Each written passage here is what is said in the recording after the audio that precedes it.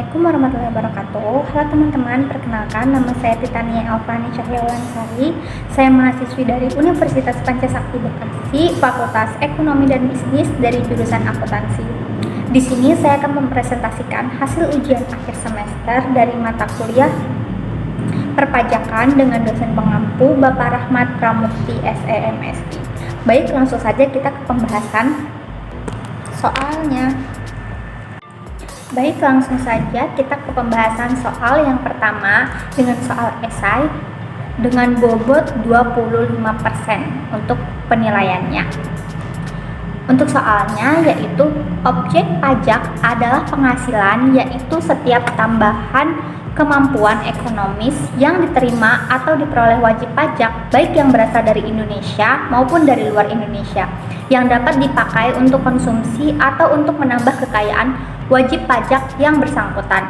Nah, dari pertanyaan di atas, jelaskan penerapan pengertian baik yang berasal dari Indonesia maupun dari luar Indonesia dalam perpajakan di Indonesia dengan memberikan contoh aplikasi pelaksanaannya.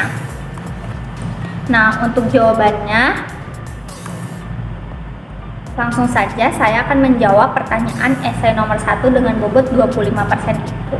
Yang pertama, dalam konsep PPH, objek pajak yang sebagaimana dimaksud dalam undang-undang mencakup tambahan kemampuan ekonomis yang baik yang berasal dari dalam ataupun dari luar negeri.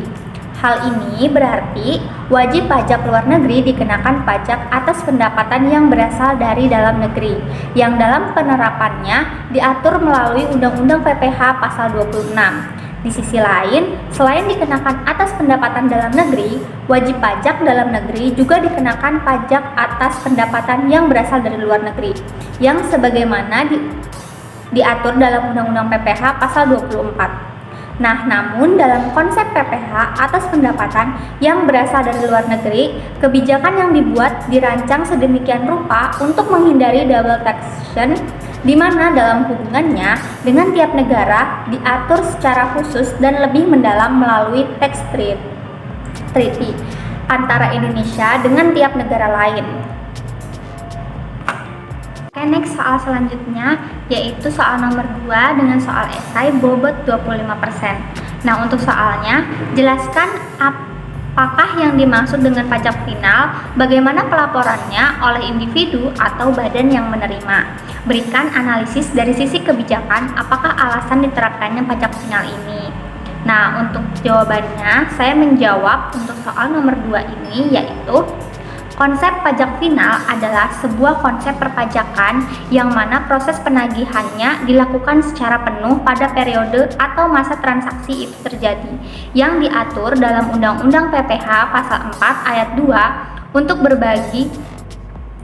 berbagai transaksi dan juga Pasal 26 untuk pendapatan yang diterima WP luar negeri. Konsep pajak final berbeda dengan konsep potongan atau pungutan yang menangguhkan semua beban pajak selain yang telah dipotong atau dipungut dan telah diserahkan pada fiskus pada akhir tahun, sehingga pada akhir tahun barulah diketahui berapa besar pajak terhutang dan berapa yang masih harus dibayar. Nah, dari segi pelaporan untuk komponen pendapatan yang termasuk objek pajak final ini tidak perlu diperhitungkan lagi dalam perhitungan PPH saat pelaporan SPT PPH, sehingga istilah kredit pajak terkait pajak final ini pun tidak ada. Nah, untuk pelaporan terkait pajak final pada PPH Pasal 4 Ayat 2 dan PPH Pasal 26 ini dapat dilakukan dengan pengisian dan penyerahan SPT masa PPH Pasal 4 Ayat 2. Nah, untuk peraturan ini diterapkan karena alasan kesederhanaan dan kemudahan dalam administrasinya. Dilihat dari objek PPH yang dikenakan, umumnya objek PPH tersebut terkait dengan transaksi yang cukup liquid, jual beli saham atau bunga deposito, ataupun objek yang membutuhkan kemudahan dalam sisi perpajakan seperti jual beli tanah dan bangunan, dan sewa bangunan yang mana transaksi ini terkait dengan seluruh lapisan masyarakat. Baik teman-teman, selanjutnya soal yang ketiga yaitu ada soal PPH 21 dengan bobot 50%. Nah, untuk soal yang ini ada anaknya. Jadi soalnya itu terdapat 5. Untuk yang pertama, yang A saya bacakan terlebih dahulu. Bapak Kusuma mulai bekerja di PT Mulia pada tanggal 1 Juni 2021. Gajinya belum berubah dari mulai bekerja sampai dengan sekarang. Berikut adalah komponen gaji yang diterima setiap bulannya oleh Pak Kusuma, yaitu ada gaji pokok sebesar 22 juta, premi jam sostek dibayar oleh perusahaan sebesar Rp500.000, iuran pensiun dibayar perusahaan sebesar Rp600.000, iuran pensiun dibayar Pak Kusuma sebesar Rp400.000. Nah, Bapak Kusuma telah menikah, istrinya bekerja di tempat lain, dan jumlah anaknya ada 4 orang. Sebagai seorang manajer, Bapak Kusuma mendapatkan uang tunjangan pembelian mobil senilai Rp7 juta dan tunjangan pembelian rumah sebesar Rp6 juta setiap bulannya. Nah, selain itu, Bapak Kusuma juga mendapatkan fasilitas 1 buah BlackBerry senilai Rp5 juta untuk menunjang komunikasi beserta biaya langganan yang dibayarkan oleh perusahaan untuk tagihan bulan Desember sebesar Rp500.000. Nah, pada bulan Desember, Bapak Kusuma menerima bonus sebesar 50 juta. Untuk poin A. Untuk poin B, selama bulan Desember 2010, Intan bekerja sebagai sales untuk kegiatan pameran PT Mulia dengan honor sebesar Rp200.000 per harinya. Selama bulan Desember, Intan bekerja selama 10 hari dan gaji diakumulasi dan dibayarkan di akhir bulan. Nah, yang ketiga atau poin C, Tita diminta untuk membantu mengerjakan dekorasi untuk kegiatan pamerendangan upah borongan sebesar Rp1 juta yang diselesaikan selama 4 hari kerja. Nah, poin keempat atau D, Mr. Smith bekerja sebagai konsultan perusahaan selama 3 minggu di bulan Desember dengan gaji $3.000. Kurs yang berlaku adalah $9.000 per $1. Smith menikah dan memiliki 2 orang anak. Nah, untuk poin yang kelima atau poin E, Pak Hermawan diminta untuk berceramah di perusahaan tersebut dan diberi honor sebagai pembicara sebesar Rp15 juta. Nah, diminta hitunglah jumlah PPh 21 yang harus dipotong perusahaan atas gaji dan bonus yang dibayarkan kepada Bapak Kusuma di bulan Desember 2010. Kemudian, hitunglah PPh 21 yang dipotong dari honor yang diterima Intan, Tita, dan Pak Hermawan. Nah, untuk yang poin C, hitunglah PPh 26 yang dipotong dari honor yang diterima Mr. Smith. Nah, untuk jawabannya, saya akan menjawab terlebih dahulu poin A. Untuk Bapak Kusuma mulai bekerja di PT Mulia pada tanggal 1 Juni 2021. Gajinya belum berubah dari mulai bekerja sampai dengan sekarang. Nah, berikut komponen gaji yang diterima setiap bulannya. Untuk poin A, tadi sudah saya bacakan beberapa komponen gaji. Langsung saja ke jawaban nomor 3 untuk poin A. Perhitungan PPh 21 atas gaji Pak Kusuma. Gaji pokok Pak Kusuma sebesar 22 juta. Teman-teman bisa sambil melihat pada kolom atau tabel yang sudah saya siapkan di Microsoft PowerPoint saya.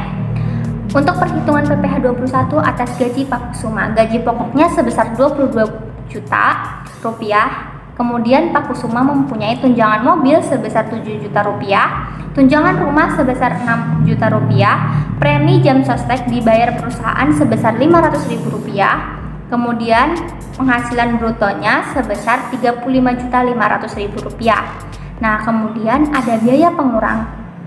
Biaya jabatan Pak Kusuma 5% dari 22 juta atau maksimal Rp500.000. Karena dia pengurangan, maka kita menaruh di kolom sebelumnya sebesar Rp500.000. Kemudian ada iuran pensiun dibayar sendiri sebesar Rp400.000. Nah,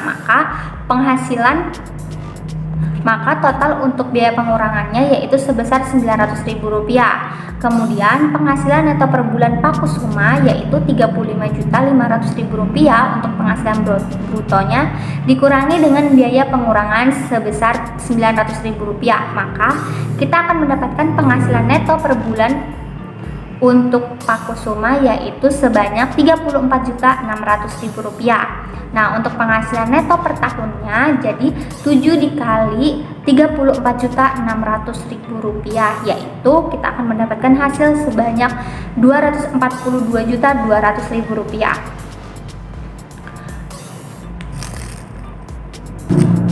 Nah, next selanjutnya yaitu ada PTKP atau penghasilan tidak kena pajak. Untuk WP wajib pajak sebanyak Rp15.840.000. Karena ini akan dikurangkan, maka ditaruh di kolom yang sebelah kanan. Nah, untuk kawin atau karena Pak Kusuma ini sudah menikah, maka untuk pajak wajib pajak kawinnya yaitu sebanyak Rp1.320.000. Nah, kemudian tanggungan anak 3 tadi Pak Kusuma memiliki 3 orang anak, yaitu jadi 3 dikali Rp1.320.000 per kepala untuk pembayaran wajib pajaknya, yaitu jika dijumlahkan sebanyak Rp3.960.000. Nah, untuk jumlah PTKP-nya yaitu sebanyak Rp21.120.000. Nah, untuk penghasilan kena pajak menjadi sebanyak Rp221.080.000. Oke, next kita scroll lagi. PPh terhutang atau pajak penghasilan terhutangnya menjadi 5% dari 50 juta yaitu sebesar Rp2.500.000. Kemudian 15% dari Rp171.080.000 yaitu Rp25.662.000. Nah, kemudian PPh terhutangnya yaitu sebanyak Rp28.160.000. PPh 21 sebulan yaitu menjadi Rp2.346.833.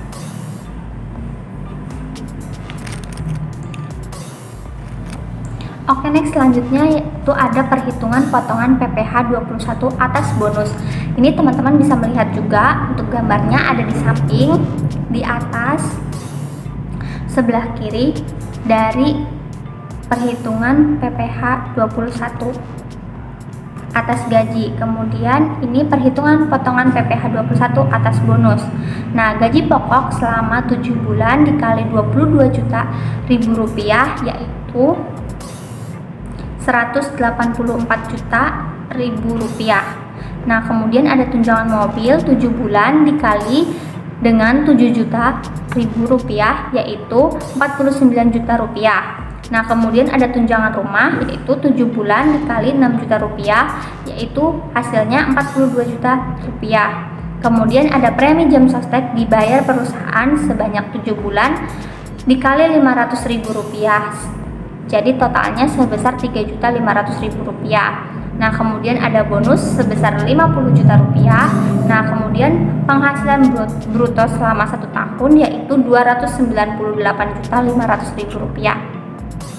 Biaya pengurangnya yaitu ada biaya jabatan 7 bulan dikali Rp500.000, hasilnya sebanyak Rp3.500.000. Kemudian ada biaya pensiun sebanyak 7 bulan dengan nominal Rp400.000, jadi Rp2.800.000.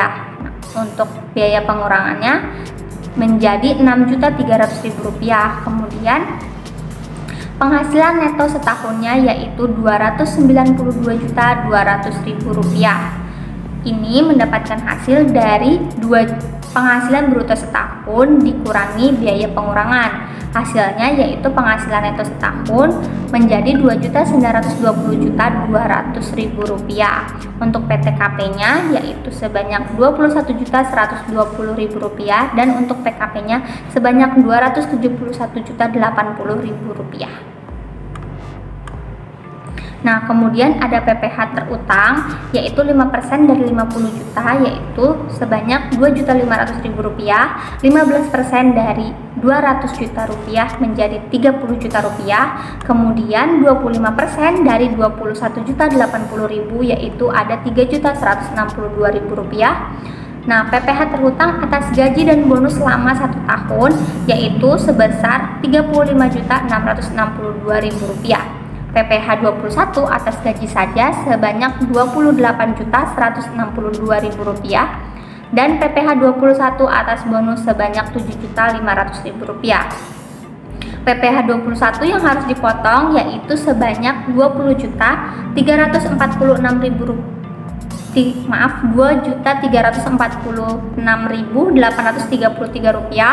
dan PPh 21 atas gaji Desember sebanyak Rp7.500.000. PPh 21 atas bonus sebanyak Rp9.846.833. Oke, next pertanyaan nomor 3 untuk poin yang kedua atau poin B dengan soal selama bulan Desember 2010, Intan bekerja sebagai sales untuk kegiatan pameran PT Mulia dengan honor sebesar Rp200.000 per hari. Selama bulan Desember, Intan bekerja selama 10 hari dan gaji diakumulasi dan dibayarkan pada akhir bulan. Nah, untuk jawaban saya nomor 3 poin B yaitu perhitungan PPh 21 atas upah dibayarkan di akhir bulan. Ada upah bulan Desember yaitu Intan bekerja selama 10 hari dan dikali 200.000 selama seharinya, yaitu hasilnya Rp2 juta. Nah, penghasilan neto per tahun 12 dikali Rp2 juta menjadi Rp24 juta. Nah, PTKP-nya untuk WP wajib pajaknya sebesar Rp15.840.000. Jumlah PTKP-nya yaitu ada Rp15.840.000. Nah, penghasilan kena pajaknya yaitu sebanyak Rp8.160.000. Nah, PPh terutang 5% dari Rp8.160.000 yaitu Rp408.000. Untuk PPh terutang yaitu menjadi Rp408.000. PPh 21 yang terpotong di bulan Desember yaitu sebanyak Rp34.000. Next, selanjutnya pertanyaan nomor 3 poin yang C, yaitu dengan soal Tita diminta untuk membantu mengerjakan dekorasi untuk kegiatan pameran dengan upah borongan sebesar Rp1 juta yang diselesaikan selama 4 hari kerja. Kemudian jawaban saya yaitu untuk poin C, upah borongan. Upah borongan sehari itu kan kita tadi mendapatkan 1 juta per 4 hari, berarti dibagi 4 hari kita akan mendapatkan hasil 250.000. Berarti Tita itu mendapatkan penghasilan selama 1 harinya sebesar 250.000. Nah, upah sehari di atas 150.000 itu batas PKP. Berarti 150.000 PKP sama dengan Rp100.000. Nah, upah borongan terhutang pajak 4 dikali Rp100.000 sama dengan Rp400.000. Nah, kemudian PPh 21 terhutang 5% dari Rp400.000 yaitu Rp20.000. Oke, next soal selanjutnya yaitu ada soal nomor 3 poin yang keempat atau D. Mr. Smith bekerja sebagai konsultan perusahaan selama 3 minggu di bulan Desember dengan gaji $3.000. Kurs yang berlaku adalah 9.000 per $1. Smith menikah dan memiliki 2 orang anak. Nah, jawaban saya yaitu untuk nomor 3 poin yang keempat atau D adalah Mr. Smith masih dikategorikan sebagai WPLN yang membawa namanya sendiri saat bekerja di PT Mulia sebagai konsultan, sehingga atas gajinya dikenakan potongan PPh pasal 26 secara final sebesar PPh pasal 26 terutang 20% dikali dikali $3.000 dikali 9.000 per $, yaitu hasilnya menjadi, saya langsung merubahnya ke bentuk rupiah, yaitu menjadi Rp5.400.000. Next, untuk jawaban nomor 3 poin yang kelima atau poin E, yaitu Pak Hermawan diminta untuk berceramah di perusahaan tersebut dan diberikan honor sebagai pembicara sebesar Rp15 juta. Nah, untuk jawaban saya yaitu nomor 3 poin E. yaitu PPh 21 atas honor kepada penceramah, bukan pegawai yang tidak bersifat berkesinambungan atau bukan pegawai tetap. Nah, PPh 21 terutang yaitu 5% dikali 50% dikali 15 juta rupiah, hasilnya sebanyak Rp375.000. Oke teman-teman, itulah tadi hasil soal esai yang saya kerjakan, dan kemudian ada tambahan soal yaitu soal multimedia di YouTube. Nah, ini soalnya yaitu buatlah suatu cerita atau narasi serta di PowerPoint-kan minimal 10 halaman tentang yang pertama, fungsi pajak bagi kita sebagai wajib pajak atau masyarakat. Nah, untuk poin B, jelaskan pandangan saudara tentang pajak ke depannya. Nah, untuk jawaban saya untuk poin A, tadi poin A saya bacakan ulang, yaitu fungsi pajak bagi kita sebagai wajib pajak atau masyarakat. Nah, menurut saya fungsi pajak sebagai warga negara kita tidak bisa atau tidak akan terlepas dari yang namanya membayar pajak. Terutama bagi kita warga Indonesia, itu sudah menjadi sebuah kewajiban kita. Mulai dari kendaraan bermotor, tanah, bangunan, hingga barang yang dibeli itu semua tergolong dalam kewajiban pajak. Nah, bentuk pajak memang bermacam-macam dan mungkin akan terkesan membebani kita. Namun jangan salah, pajak ini mampu membawa dampak yang besar bagi masyarakat dan juga negara. Nah, pada dasarnya, pajak lebih dari sekedar kewajiban yang harus dipenuhi. Di setiap pajak yang kita bayarkan memiliki fungsi dan manfaat yang besar bagi masyarakat dan juga negara. Hadirnya infrastruktur jalan dan bangunan yang memadai, taman kota, lapangan pekerjaan, hingga fasilitas pendidikan dan kesehatan yang dikelola oleh negara adalah bentuk dari penyaluran pajak yang kita bayarkan. Pajak menjadi salah satu sumber pendapatan negara yang digunakan untuk pembangunan maupun untuk keperluan negara lainnya. Agar lebih jelas, berikut saya jabarkan fungsi utama dari pajak itu sendiri. Yang pertama, fungsi angguran. Pajak berperan sebagai sumber anggaran atau tabungan melalui anggaran pendapatan dan belanja negara atau APBN untuk melaksanakan program pembangunan yang dilakukan oleh negara. Nah, yang kedua itu ada fungsi mengatur. Pajak berperan sebagai alat untuk mencapai tujuan negara seperti pertumbuhan ekonomi negara.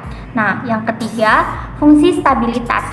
Pajak berperan sebagai penyeimbang situasi perekonomian di negara. Dengan semakin banyaknya penerimaan negara, maka akan semakin stabil perekonomian negara tersebut. Untuk kestabilan perekonomian dapat dilihat dari peningkatan roda ekonomi masyarakatnya. Nah, untuk yang keempat ada fungsi redistribusi pendapatan. Pajak berfungsi sebagai alat untuk memakmurkan masyarakatnya. Contohnya dengan menambah lapangan pekerjaan baru, maka maka tingkat pengangguran di kalangan masyarakat ini akan berkurang atau menurun persentasenya, seperti itu. Oke, soal untuk poin yang B, yaitu jelaskan pandangan saudara tentang pajak ke depannya. Baik, jawaban saya, menurut saya atau pandangan saya sebagai warga negara, kesadaran dan kepedulian sukarela wajib pajak sangat sulit untuk diwujudkan. Seandainya dalam definisi pajak sendiri tidak ada frase yang dapat dipaksakan dan yang bersifat memaksa. Bertitik tolak dari frase ini menunjukkan membayar pajak bukan semata-mata perbuatan sukarela atau karena suatu kesadaran. Frase ini memberikan pemahaman dan pengertian bahwa masyarakat dituntut untuk melaksanakan kewajiban kenegaraan dengan membayar pajak secara sukarela dan penuh kesadaran sebagai aktualisasi semangat gotong royong atau solidaritas nasional untuk membangun perekonomian nasional. Karena kurangnya kesadaran masyarakat terhadap kewajiban membayar pajak di Indonesia ini berpengaruh besar bagi keadaan dan perekonomian negara kita. Sampai sekarang, kesadaran masyarakat untuk membayar pajak masih belum mencapai tingkat sebagaimana yang diharapkan. Umumnya, masyarakat masih sinis dan kurang percaya terhadap keberadaan pajak karena masih merasa sama dengan upeti, memberatkan, atau pembayaran pajak ini sedikit ribet gitu.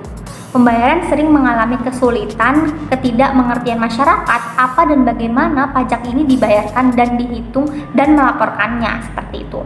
Namun masih ada upaya yang dapat dilakukan sehingga masyarakat sadar sepenuhnya untuk membayar pajak, dan ini bukan sesuatu yang mustahil terjadi. Ketika masyarakat memiliki kesadaran, maka membayar pajak akan dilakukan secara sukarela, bukan keterpaksaan. Nah, jika masyarakat Indonesia bisa menerapkan ketaatan dan kepatuhannya membayar pajak, mungkin Indonesia akan menjadi negara yang lebih maju dari sekarang yang masih dikategorikan sebagai negara berkembang.